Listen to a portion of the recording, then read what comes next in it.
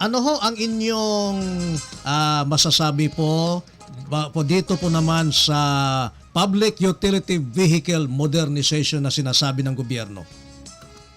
Alam niyo, napakaganda ng programang yan.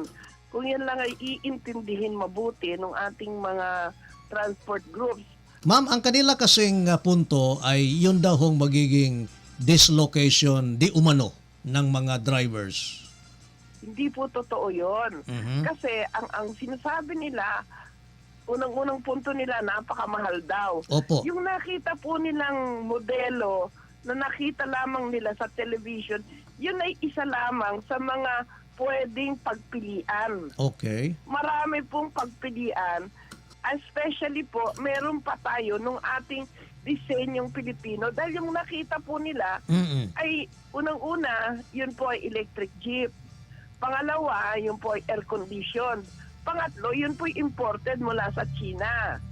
Mayroon po tayong mga local manufacturers. So hindi na totoo, hindi Asek, Ma'am Elvira, na sila'y mawawalan ng kanilang hanap buhay. Hindi po totoo yan.